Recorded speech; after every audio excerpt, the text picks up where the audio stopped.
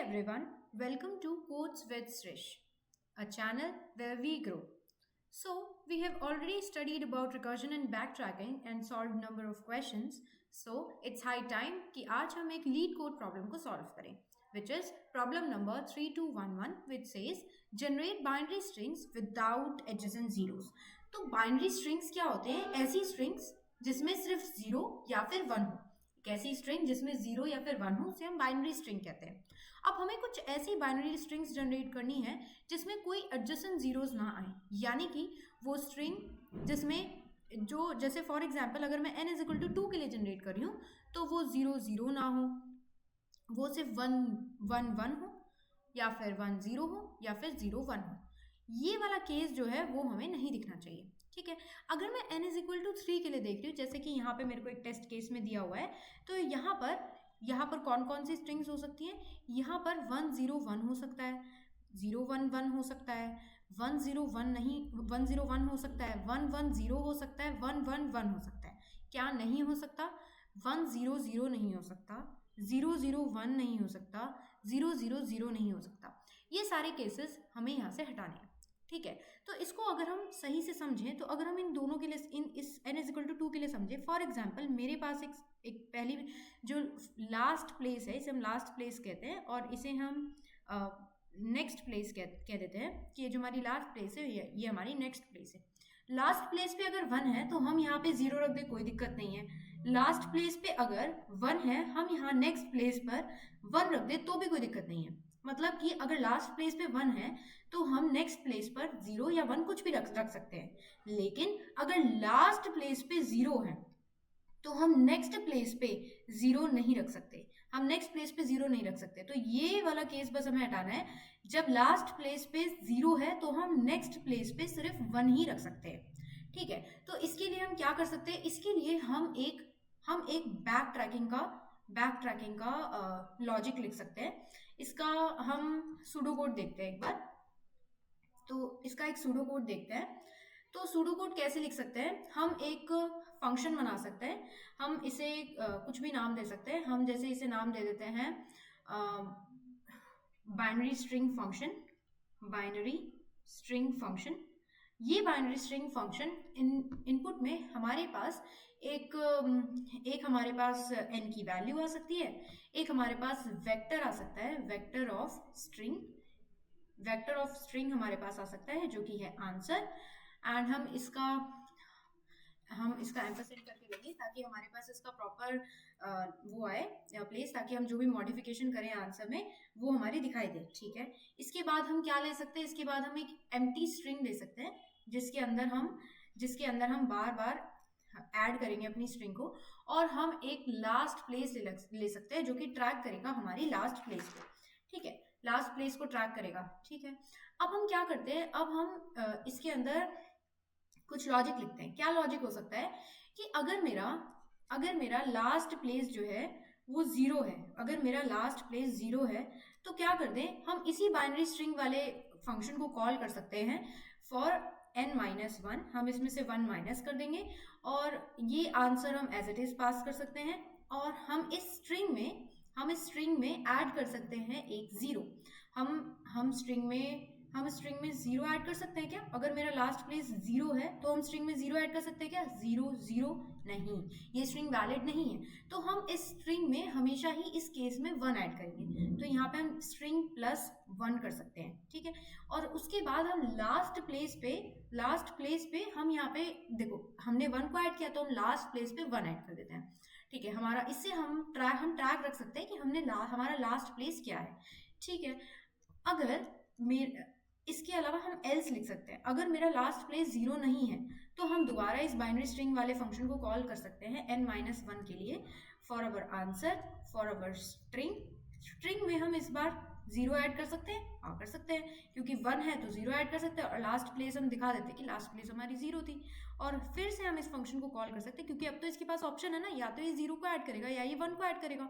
तो पहला ऑप्शन इसको हम 0 दे देते हैं. तो हमने पहला ऑप्शन इसको 0 दे दिया और नेक्स्ट ऑप्शन इसके पास आ गया 1. तो हम यहाँ पे स्ट्रिंग प्लस 1 ऐड कर देंगे और हम लास्ट प्लेस बता देंगे इसको कि हमारी लास्ट प्लेस 1 है. ठीक है, now let's talk about base case. What should be the base case of this. तो यहाँ पे हम बेस केस लिख देते हैं। बेस केस क्या होगा? बेस केस होगा कि हमें जो स्ट्रिंग है वो हमें n साइज की ही बनानी है। अगर हमारी स्ट्रिंग n साइज की है तो जब n की वैल्यू 0 हो जाए तो वहाँ पे हम आंसर के अंदर उस स्ट्रिंग को पुश बैक कर देंगे। तो answer dot push back my string. Answer एक वेक्टर है ऑफ स्ट्रिंग, इसके अंदर हम स्ट्रिंग को पुश बैक कर देंगे, answer dot push back string, and यहीं से हम कर जाएंगे रिटर्न। ठीक है। अब जो लीड कोड है, लीड कोड पे हम क्वेश्चन को सॉल्व करने के लिए हम जो ओरिजिनल फंक्शन है उसको एज इट इज रखेंगे और साथ में एक हेल्पर फंक्शन बनाएंगे। तो ये रहा मेरे पास कोड, यहाँ हमने कोड लिख रखा है। पहले हम इस कोड को समझ लेते हैं, फिर हम एग्जीक्यूट करके इसको देख लेंगे।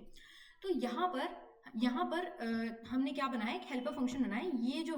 ये जो है ये हमारा मेन फंक्शन है, ये हमारा मेन फंक्शन है जो हमें लीड कोड दे रहा है वैलिड स्ट्रिंग का। इसमें उसने एक n की वैल्यू दी है, तो हम यहाँ से एक वेक्टर बना लेंगे। हमने ये एक वेक्टर बना लिया आंसर नाम का। अब ये जो आंसर नाम का वेक्टर, उसके साथ हमने n की वैल्यू, हेल्पर फंक्शन में n की वैल्यू आंसर 0 और एक एम्प्टी स्ट्रिंग पास कर दिया। अब ये कैसे वर्क करेगा? सबसे पहले मेरी कॉल जाएगी n इज इक्वल टू 3 के लिए। जब मेरी call n is equal to, हम एग्जाम्पल ले लेते हैं, एग्जाम्पल हमारी call n is equal to 3 के लिए गई, तो इस n इज इक्वल टू 3 के लिए मैंने लास्ट प्लेस बोल दिया है अभी के लिए 1। मैंने लास्ट प्लेस यहाँ पे 1 पास कर दिया है। तो अभी ये चेक करेगा क्या लास्ट प्लेस 1 है? हाँ है। अगर मेरी लास्ट प्लेस 1 है तो हम क्या करेंगे, हम यहाँ पर 2 कॉल्स लगाएंगे।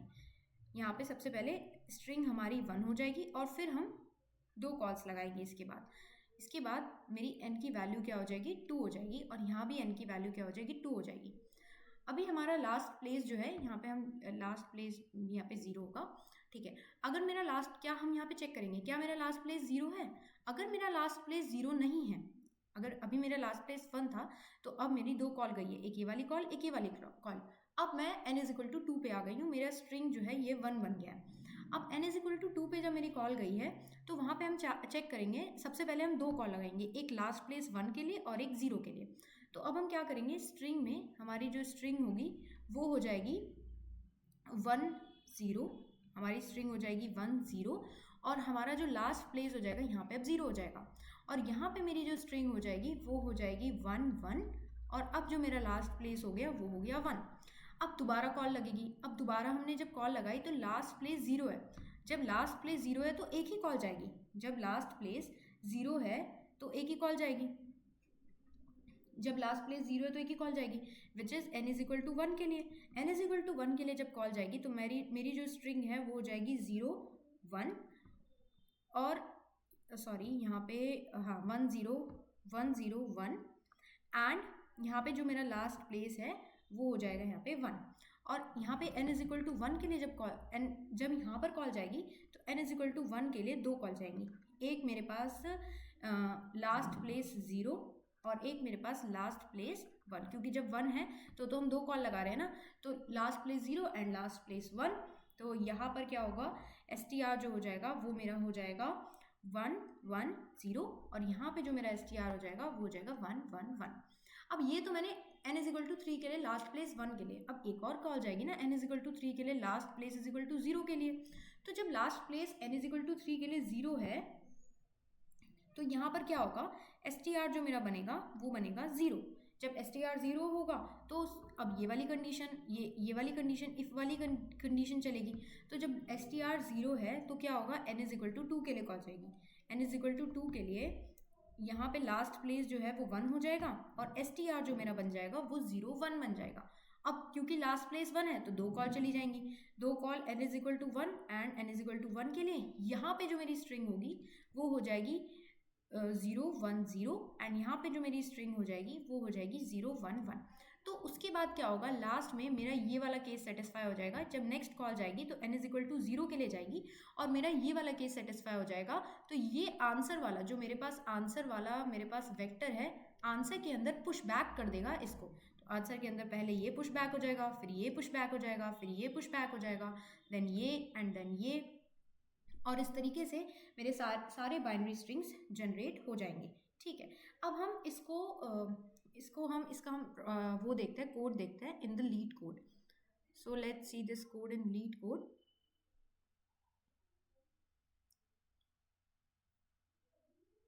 So here I have run this code. Here I have run this code. Okay, and let's run it again. Let's submit it again. It is satisfying all the test cases and it is working properly. So this is the accepted. So thank you for watching this video. If you liked it, kindly subscribe to my channel and like Codes with Srish. Thank you.